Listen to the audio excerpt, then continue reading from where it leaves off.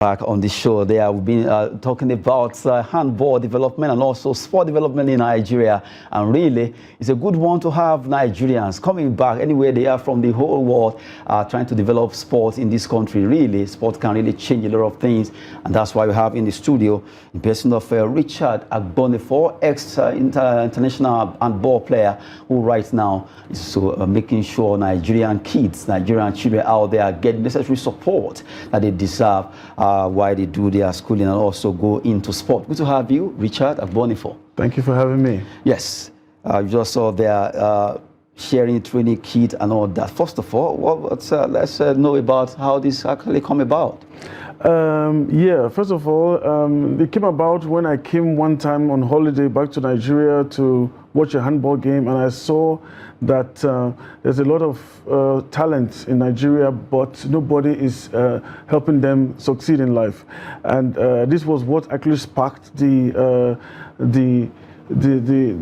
reason for me to start this foundation in Germany and also in Nigeria, to help kids grow, help them in the smallest ways to grow. The things we think are small are actually big. For example, the training kits they need, the support from transportation to training, and also for the competitions, also getting them to competitions, and of course education, which is it's a very, very key part of sports. Also, it goes hand in hand.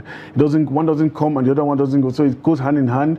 Education and sport goes hand in hand. So I decided, yeah, what can I do to help my own country? Because people think, okay, I left for Germany, I forgot. No, I know that my country needs help. So I said, okay, let me do something, and hopefully others will follow suit.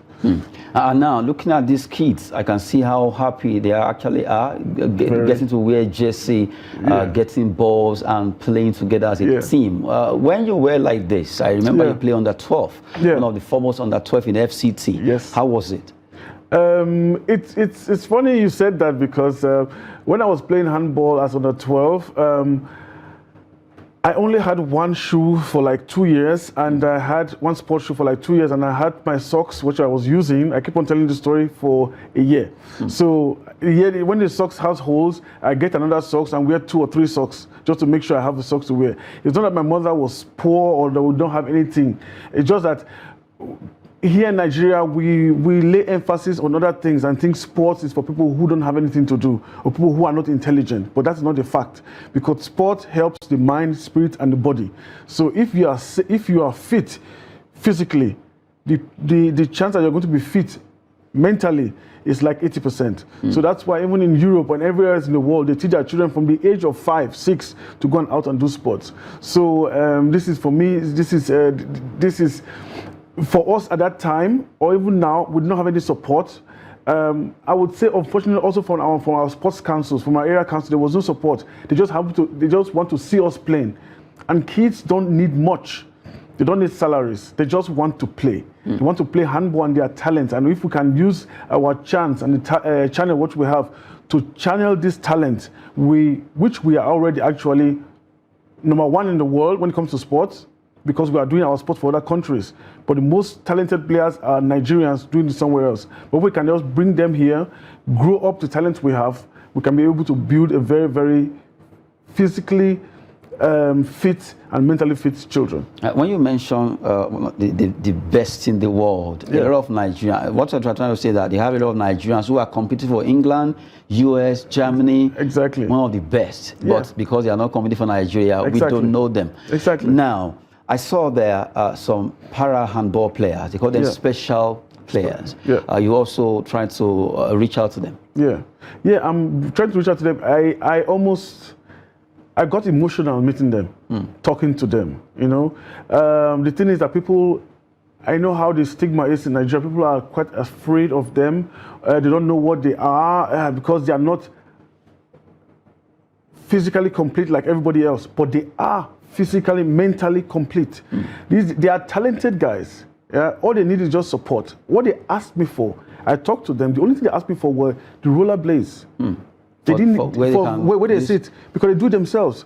So all they asked for was the rollerblades. And in the moment I thought to myself, I get these kits and get these jerseys, I get these things from Germany. All I have to do is go to the clubs in Germany and say, hey, do you guys need those blades? They'll say, oh, we don't need it. Okay, fine, we'll get you some new ones. And that is what I'm going to do. go to Germany, get those blades, send it to them, and all they put the boards on it, and they have their kids. We also assist them when it comes to training. Yeah, and I will try to get as many handicapped. I said this word. Handicap is not a good word to use for it because they are not handicapped. Para, exactly, because athletes. Because they are so emotional. They are so physically. If you see them play, they move very, very fast. They are very, very talented. So if we can get as many of these guys who are just instead of sitting down on the street or begging, get them into sports. Para soccer, para athletes, para handball. Exactly. You see competitions. The only reason why we would not have a chance to help to make them compete on that day was because of time, time constraint. If not, we would have put them so that we have a video and we will show. And this is what we are going to do in future and encourage them. And I am really impressed with what I saw with them. And we're going to keep on encouraging them. Now, when it comes to these kits that you share for these kids, I saw that you have about 5 area councils that attended the event. Yes. That's Kuje, Kwali, Abaji, Amak, and exactly. Buhari. And Buhari, exactly. Well, getting these kids together, all you needed to do was to reach out to the area councils, to the coaches, to the area council and to the coaches, because we in the handball world, the members of my organization, of my foundation, are mostly handballers or athletics guys, or from all over the world, from all other sports. So they know the inside of sports. So we know the inside of sports in Nigeria. If I want to say, okay, I want to give jerseys to Edo State handball players, I know where to find them. I know who to call to get them. In any sport in this country, we can find them and give them assistance if they need some. But what we need is also the help of Nigerians also to do this. We have to also make Nigerians understand that sport is important. It takes you out of your daily life and puts you somewhere where you are just you and your team, or just you alone. If you're playing table tennis, it's just you sweating it out, just to do your stuff. And if you can get people to just understand that there are other ways to live. They're just grinding and just trying to make it from A to B. There are other ways to lead. There are other ways you can also make it. And sports is a very, very good way to do it. Good one. We've been talking with Richard Agbonifo, ex-international handball player who was really trying to develop sport in Nigeria by sharing kits with the young ones out there, under 12, under 15, and even under 18 in the FCT. 5 local area councils where he actually did this just to help develop sports in Nigeria. Now, before we wrap it up, let's look at Nigerian sport, grassroots sport development. Which way do you think we can get it better? Because a lot of people have been talking, but let's hear from your own view. My own view is if we just stop being selfish. That's just the truth. We are selfish. Whenever we get to a position which we know, or if it's politics or anywhere, when we get to a position, the first thing we do is, how do I make myself rich in this position? How do I get for myself in this position? And if you go with any mindset into anything you are doing, it's already a lost cause. Everybody I have in my foundation, I told them, first of all, you're not here to make money, you're here to help. We have an interview with them. What do you want to do? What do you want to do for these kids? And when we know, okay, these guys are really serious about this one, do something for the kids, we let them in. All I can say for the sports association, for the sports councils, for our federation as a whole, don't think of yourself. Think of the children. Think of the athletes. Think of what you can do to improve the lives of these athletes. If you can do that, just be selfless. If you can do that, when the kids improve in life, you will get something from it. Just to know that we have kids in our scholarship program. If I just quickly say this now, in our scholarship program, we help kids to go to school, education. Kids, we pick from them from the streets, who the parents cannot do anything to help them to school. We pick them from the streets, help them to go to school, give them training kids, pick a sport. They go to school and do sports, and we make sure that they don't hawk again. We make sure that they don't go to work again. Yeah. So the thing is that what we're trying to do is, education is very, very important. If you can add this education to sports and make kids, they don't need much. Government gives a lot of money for sport development. It's not just the money. All you need is transportation, competition,